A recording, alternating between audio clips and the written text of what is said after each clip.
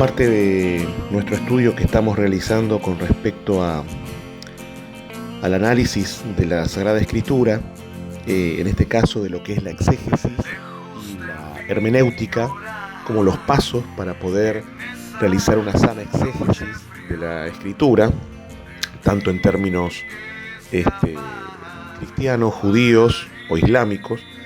Es necesario entender siempre, como hemos considerado, lo referido al contexto, bien, el contexto histórico, el contexto cultural, el contexto religioso, de la época en la cual nosotros estamos trabajando o la que estamos analizando según el texto bíblico, ya sea, digamos, el denominado Antiguo Testamento o el Nuevo Testamento. Pero lo que vamos a realizar ahora es un poquito un análisis acerca de cuáles son los fundamentos o cuál es la base que tiene, por ejemplo, el catolicismo para realizar una exégesis de los textos bíblicos. En primer lugar, vamos a trabajar esta consideración acerca del catolicismo, luego lo haremos del protestantismo y luego también del judaísmo, como para tener un abanico, digamos, de comprensión sobre esta realidad que es muy actual, porque todos los teólogos propios de cada grupo religioso mantienen, digamos, una estructura de pensamiento, un análisis, como para poder interpretar lo que están leyendo. Luego eso baja, ¿sí?, a las congregaciones, baja a los libros, y mediante los libros la gente puede aprender o comprender un poquito mejor lo que está leyendo. Igual son principios que son muy buenos para que cada persona, no importa el nivel de estudio, no importa la congregación o la denominación a la cual asiste, pueda acceder, ¿no?, a través de los libros indicados, a través digamos, conocimiento básico de la escritura, de la lectura en sí misma, y bueno, puede acceder a la comprensión de estos textos siguiendo más o menos principios que ya hemos tenido en cuenta en nuestro programa. Eh, Hay que considerar siempre que toda persona tiene la capacidad de poder comprender, digamos, estamos hablando dentro de lo que es la normalidad, ¿no?, del ser humano. Toda persona puede comprender lo que la Biblia dice, en el sentido de que si bien no todo el mundo accede, lamentablemente, ¿no?, a estudios universitarios o estudios teológicos o el aprendizaje de idiomas bíblicos, sin embargo, es posible tener en cuenta que las personas tienen capacidad de comprensión, capacidad de simbólica, capacidad de síntesis, como para poder captar, ¿no?, lo que la Biblia, en este caso, tanto a católicos, protestantes, judíos o islámicos, le está diciendo. Islámicos que también leen la Sagrada Escritura, y islámicos que también leen, por supuesto, deben leer el Corán. Y dentro del pueblo judío, por supuesto, el Brit Hadashah no es un libro que circule, digamos, el Nuevo Testamento. Sin embargo, hay lecturas sobre el mismo en teólogos de talla, como se dice, en teólogos importantes. Básicamente, por supuesto, el judaísmo se concentra en el Tanaj, lo que el cristianismo llama Antiguo Testamento. Y bueno, y los cristianos con la lectura de la Biblia completa, como se puede decir, tanto antiguo como nuevo. Bien, ¿cuáles son entonces los principios teológicos de la exégesis, ¿no?, que estamos nosotros considerando acá? Bueno, los principios teológicos, ¿sí?, de la exégesis han sido puestos en un modo que es sistemático y orgánico. Bien, o sea, para descubrir con exactitud el sentido de lo que el texto sagrado está diciendo, hay que atender no menos de forma diligente, hay que ser diligente en relación al contenido y la unidad de toda la Biblia. Esto ya lo hemos trabajado, teniendo en cuenta la tradición viva de la Iglesia y la analogía de la fe. O sea, cómo la fe según el catolicismo, juega un papel muy importante en torno a la comprensión de los textos y cómo la fe puede interpretar esos textos que en primer sentido debe tenerse en cuenta el sentido literal, valga la redundancia. Además, el catolicismo, teniendo en cuenta la unidad de la Biblia, el contenido mismo de la Sagrada Escritura, toma en cuenta la tradición. ¿Sí? Acá hay otro aporte que el catolicismo trae, no solo la comprensión analógica de la fe, sino también la tradición viva, o la tradición, digamos, heredada por más de 20 siglos ya, que la Iglesia toma en cuenta. Por esto, la exégesis, al realizar su tarea, debe asumir como contexto natural la Biblia, pero en forma unida. Y esta unidad es lo que le permite desarrollar el quehacer teológico. El quehacer teológico sobre la revelación. El catolicismo considera que la Biblia es revelación de Dios. Y esa revelación, o sea, ese quitarse el velo, implica un quehacer teológico. O sea, implica darse cuenta de qué está mostrándose o qué se está dando a conocer en torno a lo que la razón humana puede comprender en términos humanos. En este sentido, alcanza una dimensión que es dogmática, bien, por el dogma, por la creencia en sí misma, y, como dicen los teólogos, teorética, o sea, en esta analogía de la fe, en una dimensión que es histórica, pero en un contexto de salvación. En términos teológicos se dice histórico-salvífica, ¿no? Tiene que ver con que la revelación en toda su dimensión, bajo la comprensión de la razón, que mediante la fe puede alcanzar un conocimiento pleno en el sentido humano de Dios, se desarrolla a partir de una tradición histórica, o sea, a partir de un desenvolvimiento histórico de esa comprensión, pero también en un contexto salvífico, o sea, es lo que se denominaba antiguamente la historia sagrada. En las escuelas católicas se daba la materia historia sagrada, en vez de llamarla muchas veces teología, porque esta historia sagrada era la historia que acompañaba la historia humana. Sin embargo, hoy día el contexto mundial, el contexto histórico, el contexto filosófico ha ido cambiando estas cosas y los teólogos no hablan de una historia sagrada que esté yendo a la par de una historia, digamos, no sacra o una historia secular, sino que hablan de una historia humana donde implícita en ella se da la revelación salvífica. O sea que la revelación salvífica permite al teólogo católico estudiar la Biblia, estudiar la Sagrada Escritura con el aporte de la fe y la tradición, considerando que esa historia sagrada, que esa revelación salvífica está inmersa en la historia humana. Esto es muy importante porque cuando se inició, por ejemplo, en la época escolástica, estamos hablando en la Edad Media, por supuesto, en la Alta Edad Media, dando casi principio a la Baja Edad Media, hablamos de un desarrollo que va del siglo XII al XIII, donde la figura principal fue Santo Tomás de Aquino, ¿no? Con la Suma Teológica y otros textos muy importantes. Y es ahí donde la sacra doctrina, ¿no? Era por excelencia la ciencia, la sacra doctrina, o sea, la doctrina sagrada. Esta doctrina que está separada de todo, pero que a la vez necesita el auxilio, entre comillas, como toda ciencia, de los aportes que otras ciencias pueden darle. Pero es muy interesante el contexto de la época y el concepto de la sacra doctrina, que es lo que hoy conocemos como teología. O sea, en el siglo XIII se hablaba de la sacra doctrina y cuando los reformadores protestantes en el siglo XVI, 3 siglos después, lograron, digamos, posibilitar ese cisma que ellos querían con respecto al catolicismo, heredaron también el concepto de teología. Y este concepto de teología es interesante tener en cuenta que se refiere a la sacra doctrina.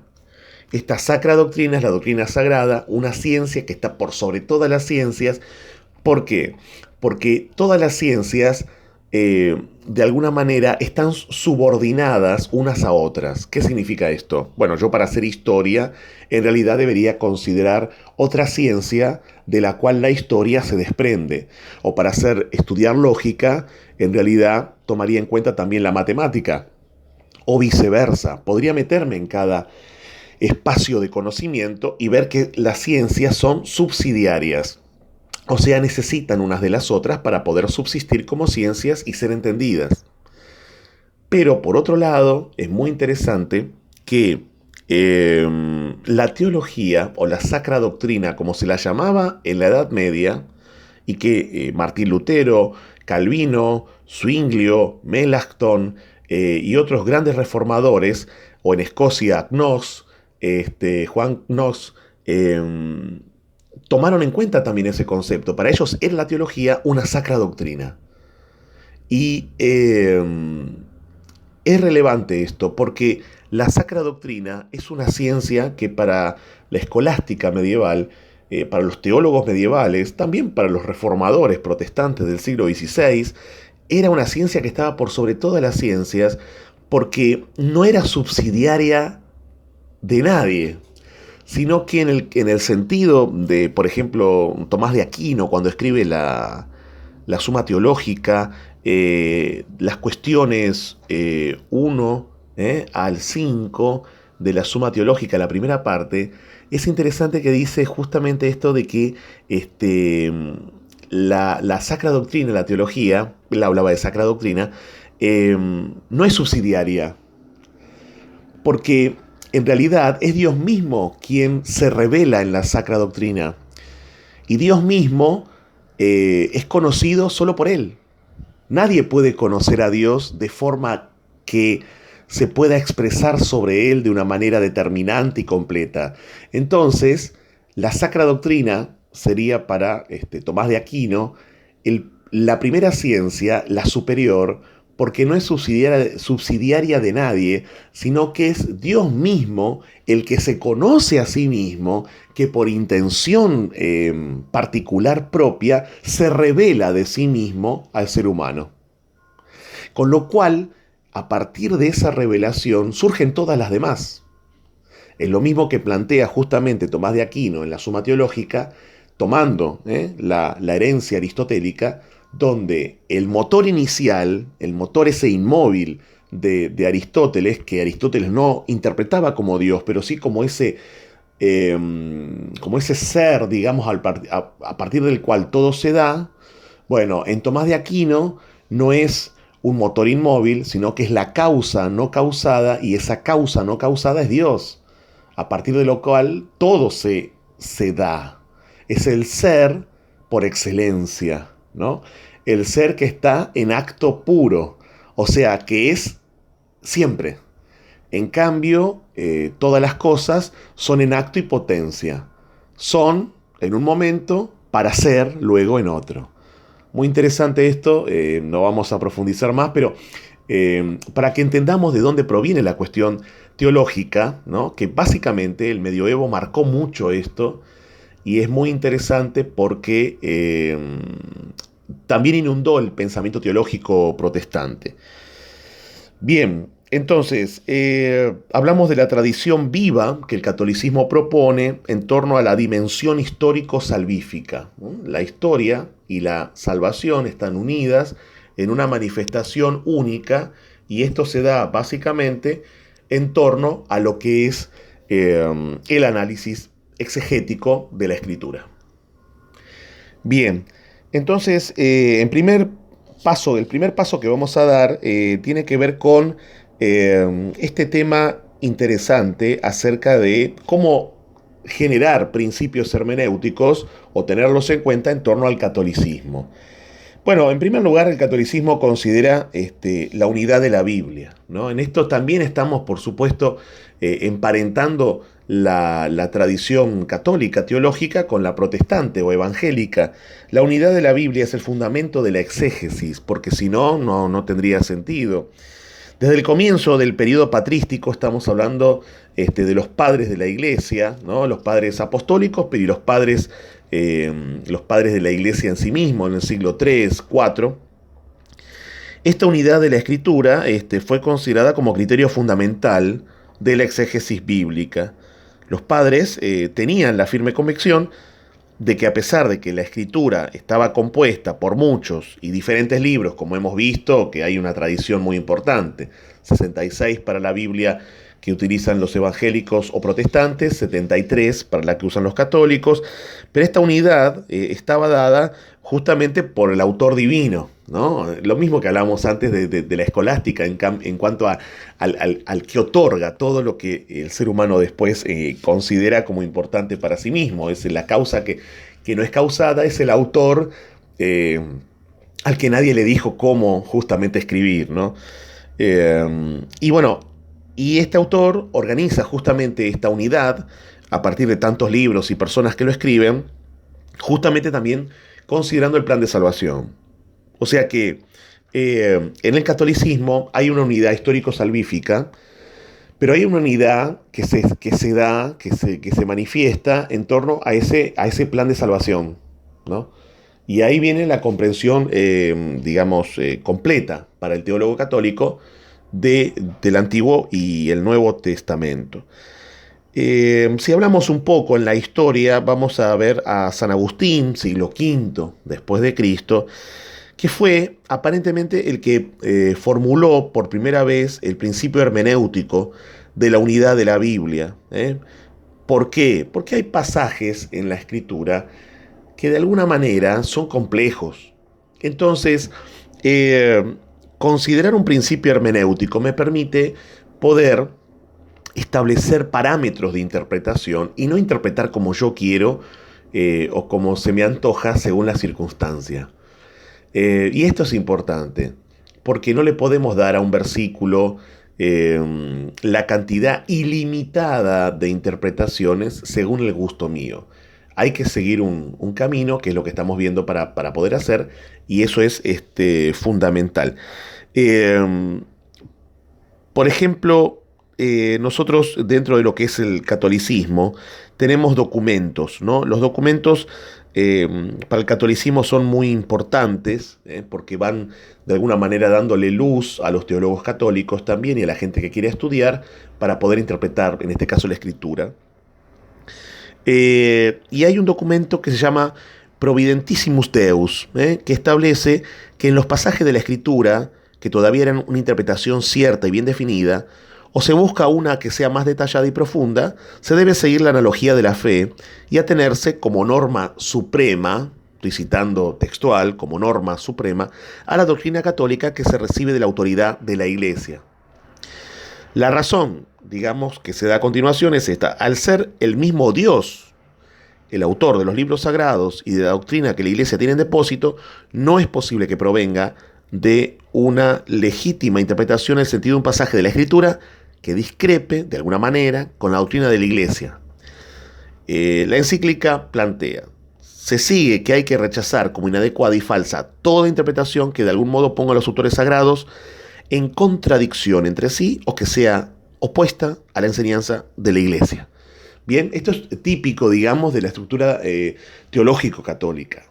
Una estructura que después, en el siglo XVI, se comienza a romper, que se va a fortalecer en el Concilio de Trento, también en el siglo XVI, a mediados, pero que el protestantismo directamente rompe y tira por los aires, digamos, porque no considera esto en tanto a la unidad de una iglesia, pero el catolicismo sí. O sea, los teólogos pueden moverse en el océano de la interpretación teológica dentro del contexto de la analogía de la fe, bajo una cosmovisión histórico-salvífica, pero dentro de los parámetros que la teología católica plantea en torno a que no puede haber contradicción con la enseñanza de la Iglesia. En primer lugar, no puede haber contradicción entre sí mismos, o sea, los pasajes mismos no pueden contradecirse a partir de la interpretación que yo les doy. O sea, de base se plantea que la Biblia, como lo habíamos visto, hay inerrancia, ¿no? Y por ende la Biblia no miente, la Biblia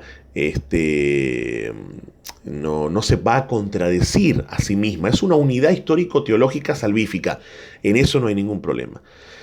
Ahora, la cuestión es que el teólogo católico además juega con esto, entre comillas, juega, en el sentido de que no puede considerar la oposición a la doctrina de la Iglesia, pero hay un paso previo que es similar o es igual con la teología protestante. O sea, los pasajes o los versículos, el análisis que un teólogo católico haga y el análisis que un teólogo protestante haga, interpreta a los pasajes de forma que no pueden contradecirse a sí mismos, ¿no? Porque si no estarían rompiendo con esta cuestión de que la Biblia, bueno, es básico que no miente, es básico que no se contradice. Así que bueno, esto en un primer punto son similares, pero luego no, en el sentido de que el teólogo católico además debe respetar la enseñanza dada de la Iglesia. Entonces el principio de la unidad de la Iglesia no es una regla hermenéutica solo negativa que impide admitir contradicciones entre los textos bíblicos. Es una consecuencia. La teología católica le otorgó, digamos, desde siempre una función eminentemente positiva: indicar el amplio contexto en que deben comprenderse y explicarse los textos bíblicos para encontrar el verdadero contenido de acuerdo con la intención de Dios y del hombre. O sea, no lo ve de una forma negativa esto de el principio hermenéutico ligado a la comprensión histórica salvífica por analogía de la fe dentro de los parámetros, digamos, de interpretación de la Iglesia. No lo ve como algo negativo, sino como positivo, en el sentido de que es, digamos, una función positiva, dado que así se logra, mediante ese camino, una mejor comprensión. En la teología católica, esta es la forma, digamos, de interpretar la cuestión. El principio de la unidad bíblica se debe aplicar teniendo en cuenta el progreso de esta revelación y la revelación que existe entre los dos testamentos. Los textos bíblicos se escalonan, o sea, se van dando, se van revelando, se van añadiendo a lo largo de varios siglos. De modo, entonces, que en la historia de la salvación las verdades de fe alcanzaron poco a poco, gradualmente, una luminosidad que al principio no tenían. Y es importante entonces situar los textos en, como hemos visto, ¿no?, en las circunstancias históricas, culturales, antes de aplicar entonces una visión de corte unitario. O sea, si yo, ¿qué significa? De alguna manera yo no puedo trasladar versículos de un lado al otro para darles una variada interpretación que puede ser que la tengan, que ahora después vamos a ver que hay un sentido literal, un sentido simbólico, bueno, pero yo no puedo, para explicar algo, muchas veces tomar textos dispares entre sí en relación a los años, en relación a los autores, en relación al sentido del libro. Si estoy trabajando con un libro escatológico, con un libro apocalíptico, con un libro en un contexto de profecía radical, lo que sea, no puedo pasar un evangelio como si nada, sin que tenga que ver con eso, o un libro histórico sin que tenga que ver de raíz con eso, solo porque hay una palabra que me parece que es parecida y entonces no estaría correcto. Sí es verdad que entre los dos testamentos existe una relación que va de una frase de preparación a otra de cumplimiento. En la teología católica, toda la teología católica se da a la luz de la cruz. O sea, a la luz de la cruz se interpreta el antiguo, a la luz de la cruz se confirma el nuevo. Esa es así digamos, también otro principio. Y la Iglesia lee el Antiguo Testamento a la luz del acontecimiento pascual. Esto es lo que justamente estoy diciendo, el acontecimiento pascual, que es la muerte y resurrección de Jesucristo, que le da un sentido novedoso, ¿no? Digamos, el hablar a la luz de la cruz es digamos, el hablar a partir de la Pascua, y la Pascua es Cristo. En el catolicismo, en el protestantismo es Cristo. O sea, el sentido pascual, estos términos no se dan en el protestantismo, ¿sí? No aparece en el protestantismo, en su teología, el sentido pascual, pero sí en el catolicismo, y es todo esto de ver la historia a la luz, digamos, del acontecimiento pascual, que es la muerte y resurrección de Jesucristo. Entonces, esto es una determinación de sentido importante que forma parte de la fe cristiana y hay que tener presente en la lectura. Y vuelvo ahora a Santo Tomás de Aquino, que decía justamente algo muy interesante en su texto Exposición de los Salmos. El corazón, y cita el Salmo 22:15, el corazón de Cristo designa la sagrada doctrina que hace conocer el corazón de Cristo. Este corazón estaba cerrado antes de la pasión porque la escritura era oscura. En términos, pensemos que estamos hablando hace 800 años, la escolástica, la Edad Media, ¿no? Entonces dice, el corazón de Cristo designa la Sagrada Escritura que hace conocer ese mismo corazón. Lo voy a decir así para que no se enrede. Este corazón, o sea, en Santo Tomás, el de Cristo, estaba cerrado antes de la pasión porque la escritura era oscura, ¿no? Hay un símbolo acá, ¿no? Como que el corazón no se daba a conocer porque estábamos en otra época. Pero la escritura fue abierta después de la pasión, de la muerte y resurrección, porque los que en adelante tienen inteligencia de ella consideran y disciernen de qué manera deben ser interpretadas las profecías. O sea que a partir del acontecimiento pascual, muerte y resurrección, pasión, muerte y resurrección, se da entonces un conocimiento pleno de la escritura. La exégesis moderna entonces ha puesto de relieve un fenómeno que contribuyó a precisar mejor la unidad interna de la Biblia. El hecho de que los escritos bíblicos posteriores se basan a menudo sobre escritos anteriores, ¿no? Y esto es algo que se aplica a toda la ciencia, también a toda la literatura. En este proceso se hizo explícito lo que inicialmente estaba implícito y se desarrollaron nuevos aspectos, significados diferentes del primitivo. O sea, el primitivo es el texto en sentido literal que yo estoy leyendo, por ejemplo, Génesis 12, cuando Dios en Abraham bendice a todas las familias que provendrán de su simiente, ¿no? Entonces, bajo el acontecimiento pascual hay una renovación de ese texto y se puede ampliar, digamos, en forma universal. Esto nos dice que en el interior de la Biblia los textos bíblicos más antiguos han sido, digamos, frecuentemente meditados y utilizados por autores inspirados posteriores. O sea que cada autor tomó en cuenta lo que ya estaba escrito. Vamos a poner un ejemplo que es interesante. Vamos buscando, por ejemplo, la herencia de la tierra que Dios le prometió a Abraham y a la descendencia. Esto lo pueden encontrar en Génesis 15, versículos 7 y 18, o pueden leer del 7 a 18, que adquirió posteriormente otras connotaciones. O sea, la entrada de Dios en el santuario, Éxodo 15, 17. La participación en el descanso de Dios, Salmo 132, 7 y 8. Que está reservado a los creyentes, Salmo 95, 8, 11. Pero también podemos ver Hebreos capítulo 3, 7, 14 y 11. Y también la llamada a entrar en el santuario celestial. Hebreos 6, 12. Hebreos 6, 18 al 20. Y tener la herencia eterna, Hebreos 9, 15.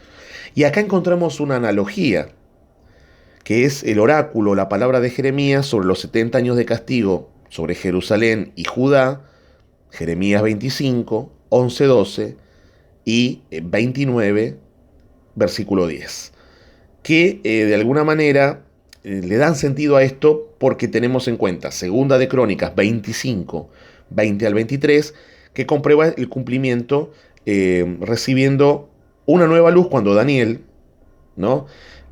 Con la convicción, digamos, de que la profecía contenía un sentido escondido, hace una lectura tratando de entender el significado y habla, a partir de una revelación, del nacimiento de Mesías, en Daniel 9, 24 al 27. O sea que acá citamos un montón de textos donde poco a poco, cuando yo voy interpretando lo que cada texto me está diciendo, encuentro su sentido último. Y este sentido último tiene que ver justamente con que en el catolicismo, por ejemplo, la interpretación que podemos hacer, arrancamos con la promesa de Dios a Abraham y a la descendencia, y termina esa promesa justamente siendo orgánica con la aparición del Mesías, ¿no? Lo cual esto, bueno, genera, digamos, algo interesante, porque la promesa que es dada a Abraham, en un sentido, es la promesa que se le da a la humanidad en el mismo sentido, pero más ampliado. A Abraham se le promete una tierra, a la humanidad se le promete el Mesías y la redención final.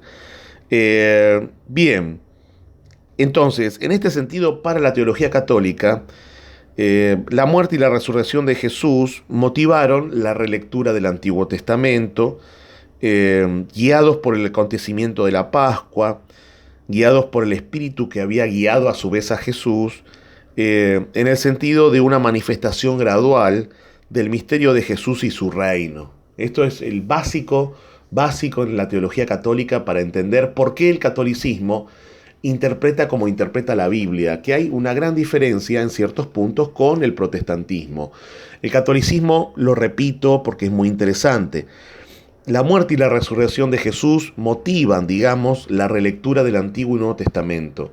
Se hace a partir de la pasión, muerte y resurrección. O sea, se hace siempre, siempre, siempre en un contexto pascual, a partir de lo cual se encuentra la posibilidad o se da la posibilidad de encontrarle el sentido pleno a la Escritura a la luz de la cruz, a la luz del sentido pascual, manifestando, por ende, gradualmente ese misterio de Jesús y de su reino, ¿no?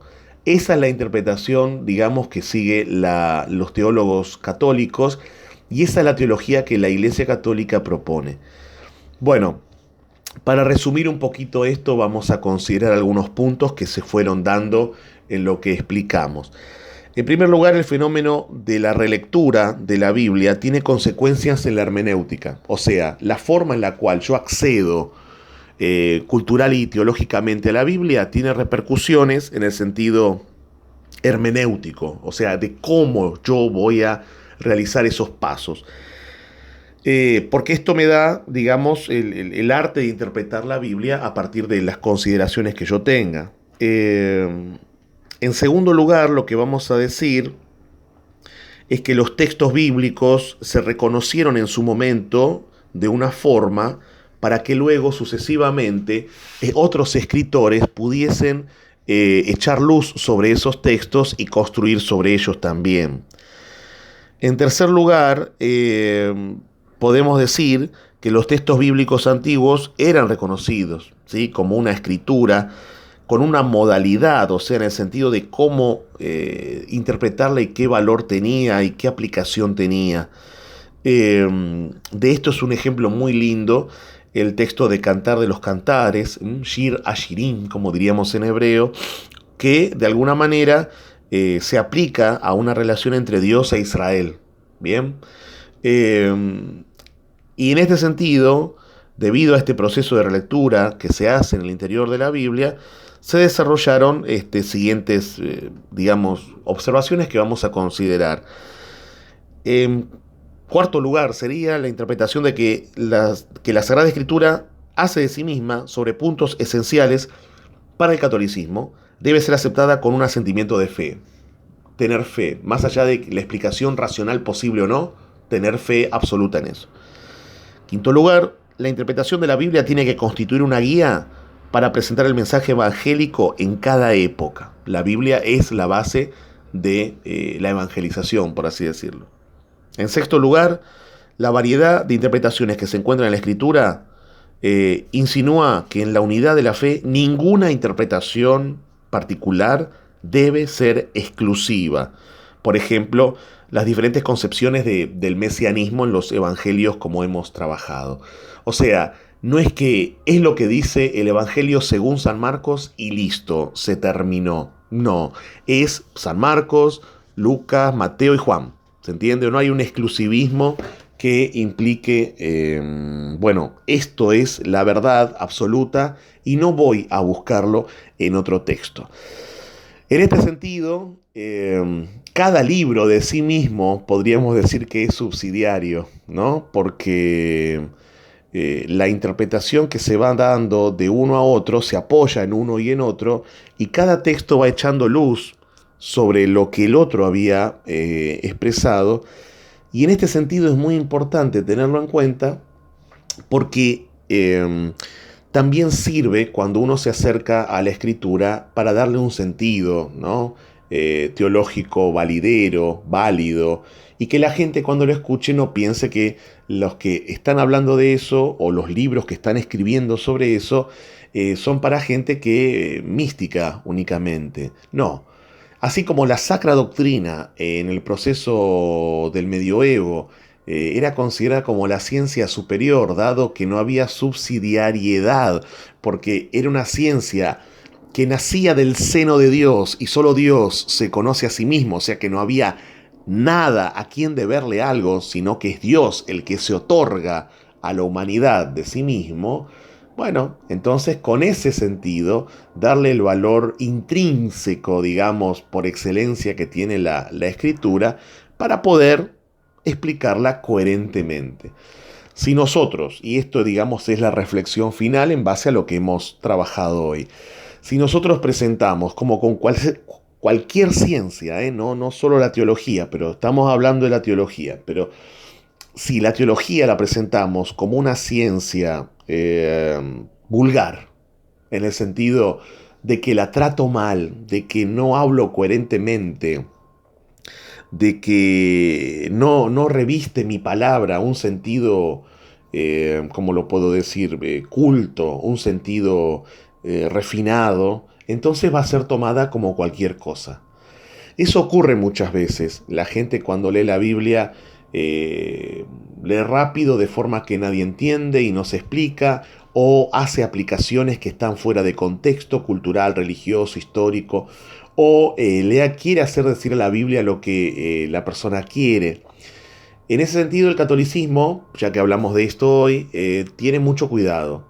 Nunca un teólogo interpreta por fuera de lo que la manifestación histórico-salvífica de la Iglesia ha presentado en base a los padres de la Iglesia, al magisterio y al dogma. Y uno diría, están encorsetados, o sea, no pueden pensar. No, es un océano inmenso el teológico, donde para tener, y esta es la visión positiva de la cosa, visión que el protestantismo no lo ve así, lo aclaro, pero en el catolicismo se ve que esos son los parámetros de interpretación que le permiten a un teólogo católico poder dar claramente, digamos, una palabra segura sobre lo que la Biblia está diciendo, a la luz de ese acontecimiento pascual, de la pasión, muerte y resurrección que ilumina hacia atrás y hacia adelante y en el presente la historia. Esto un poquito para hacer la reflexión.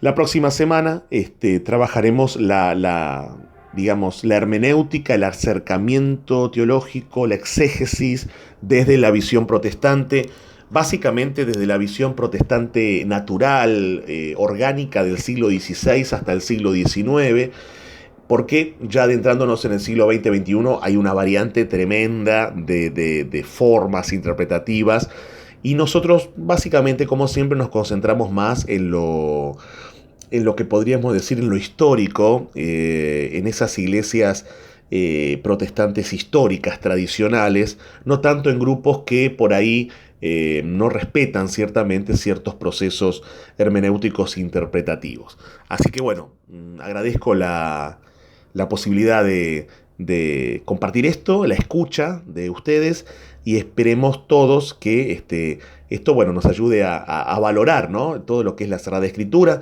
ya sea del ámbito católico, protestante, judío, musulmán o una persona que se acerque sin tener convicción religiosa, porque lo importante en esta época es el diálogo, echar puentes de diálogo, o sea, echarlos en el sentido de una orilla a la otra, ¿no? O sea, sería tender, digamos bien la palabra, tender los puentes de diálogo y caminar por ellos para que justamente la comprensión entre personas sea mayor. Lamentablemente pasaron muchos siglos en los cuales hubo muchas malas interpretaciones de un bando y del otro, por así decirlo.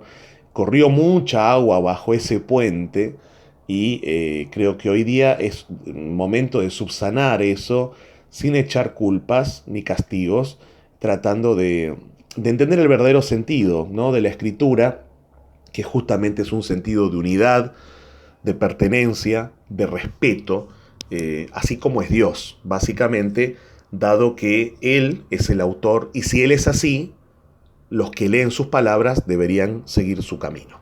Muchas gracias y lo mejor para esta semana. Un abrazo.